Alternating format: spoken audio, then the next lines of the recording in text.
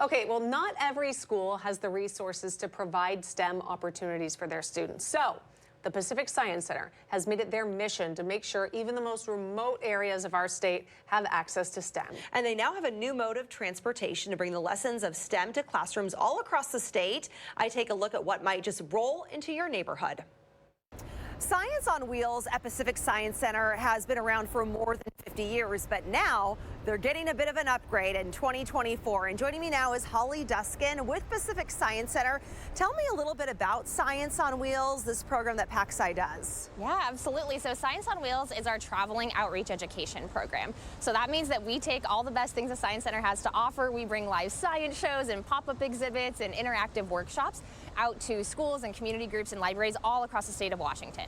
And you're bringing it to areas that might not have strong STEM programs, right? Yeah, absolutely. It's a really important part of our mission at the Science Center to be able to provide access to that STEM programming. So science, technology, engineering, and math, especially to those communities that, might not otherwise have access to those resources. So traveling to them is a really important way that we do that. How did this program get started? It's been around for more than 50 years. So this program actually started in the early 70s during the energy crisis. And so at that time, gas prices were skyrocketing and it was really cost prohibitive for schools to be able to load up their students in buses and bring them to Pacific Science Center for field trips. And so the education team at the time got really creative. They just started loading up all their science gear into their minivans and station wagons and driving them out to these different schools to be able to meet them where they are. And so this program was really born out of a need to be more fuel efficient and to be able to really live that mission of providing access no matter what, even if schools can't come to us. And so this is just kind of the next iteration of us, building off of that legacy. So Holly, what will we find inside the van? What kind of things are inside it?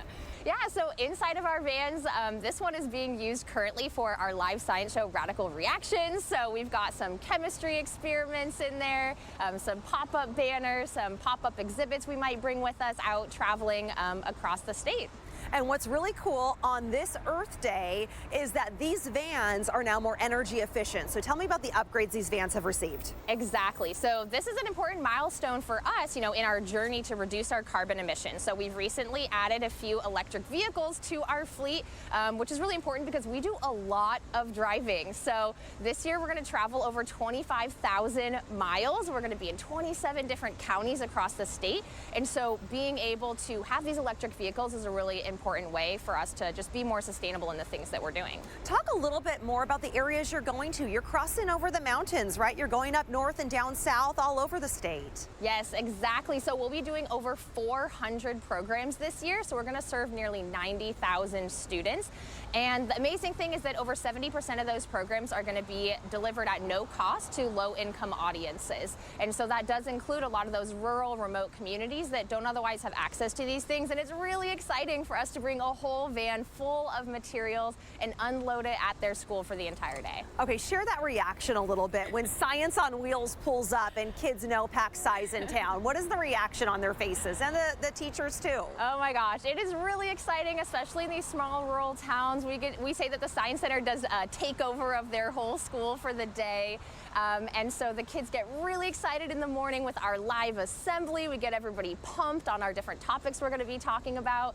And then the educators come visit them in all of their individual classrooms and bring hands-on materials and specimens and things for the kids to look at and touch. They get so excited. And my favorite is when at the end of the day, a kid looks up at me and says, "I'm a scientist now." And so hearing that kind of thing is just really impactful. Oh, that's the message you're trying to get across. Okay, so are these vans already in operation? They're already going across the state, right? Yeah, so our electric vans right now are being used in our local programming. So that's actually going to be in King, Pierce, and Snohomish County. And as the electric vehicle infrastructure grows across the state, it is our plan to be able to expand to be using them all across the entire area. How many vans do you have? We have a fleet of 6 vans right now, and 2 of them are electric vehicles and 1 of them is hybrid. So 50% of our fleet right now is either electric or hybrid, which is, again, a really big milestone for us. All right, 6 vans and a team of staff at Pacific Science Center doing all this great work to get STEM into all of our communities. All right, Holly, thanks so much. And great name, too, by the way. Yeah, it was fun talking to another Holly. Always is. I'm like, wait, what's your name? All right, many schools across Western Washington are focused on science, technology, engineering, and math. also known as STEM. The Edmonds School District is putting its students' STEM projects on display, and they're inviting the community to check them out. Holly Menino has the details. Mark, you've got a STEM showcase coming up at the Edmonds School District. Tell me a little bit about that event. When is it and what does it entail? Well, the event will take place on April 26th from 5 to 7 p.m. and it'll be hosted at Mount Lake Terrace High School in the Edmonds School District. And the STEM showcase really is an opportunity to really show our community what our students are doing in the area of STEM. It will have over 140 students participating, over 100 different displays representing elementary through high school. And it really gives our community an opportunity to see some of the incredible things that they just don't see. So that's a lot of it, is just to really showcase the great work of our students. And the other aspect of this is a chance for us to say thank you to our community. Recently, our community passed our technology levy and our capital bonds, and we'll be highlighting the technology that is used through that levy as part of this showcase, as well as presentations from our capital projects team looking at our upcoming school constructions and renovations. Mm-hmm. What kind of STEM features, activities, projects can the community find? Just give me some fun examples of what you expect to be on display. Yeah, so we have quite a range. Probably the largest percentage of presentations will be what we call our student STEM competition showcase presentations. These are students who are competing in state and national STEM related competitions, and they'll be showcasing their projects. And then we have students who are involved in the Washington State Technology Student Association, and as well as Health Occupation Student Association competitions. Many of them will be going on to nationals later on this spring. But then we also have some unique presentations with what we call our Mayor's Challenge. And the Mayor's Challenge is a partnership we have with the City of Linwood and their Public Works Department, where they put forth 6 different public works challenges in our community, and then students work with Public Works to develop proposals to help solve those solutions or solve those issues. And this will be elementary students, middle and high school students, all with projects around Mayor's Challenge. And then we'll also have a number of our STEM clubs.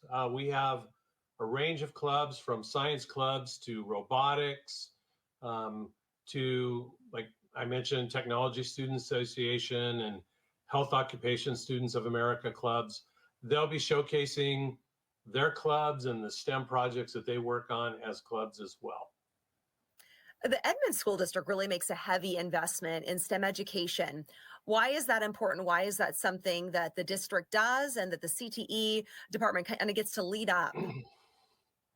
Well, I mean, for us, it's a high value. I mean, our goal is to really prepare all students to be ready for the workplace and continued training after high school. And STEM touches every possible career field that we can imagine in many different ways. And technology is basically much like reading was when I went through school. It's a foundational skill. And so we invest heavily in STEM. We also know that as we look at where many of the high demand positions are in our state that remain unfilled, they fall into the STEM fields. And so we focus very heavily on that. I've also found in our conversations in the past too that the Edmonds School District, the CT department specifically, really teams up with the community, especially with this Mayor's Challenge. What's the benefit in pairing, students as young as elementary school to business leaders in the Edmonds district community? Well, I mean, I think there are a number. I mean, one, for the students, the benefit is they get to actually see how what they learn in school is real in their world. It's kind of that age-old question, why do I need to learn this? Mm-hmm. And by connecting students with mentors in our community that are involved in authentic challenges, these aren't simply things made up to keep students busy. these are real challenges that our community faces. And this gives students an opportunity to apply all of what they learn, whether it be math, science, technology, English language arts, even some of the arts are applied in some of these projects. So for our students, it just makes learning real, which is really at the heart of what we try to do in career and technical education, is make it real and authentic. But I think also for our community, I can speak to the mentors who are involved in these projects. They, I mean, it's a return on their own personal investment. It fills their cup, so to speak. And it also strengthens that partnership. And they are able to go out and share in their community of what students can do and what students are doing. Unfortunately, I feel like sometimes education isn't necessarily represented well. And there are a lot of bad news stories. And often we have critics who have never been in schools, have never seen what the great things that students do. And by these mentors that work with our students, they get a chance to see that. And for many of them, it changes their perspective.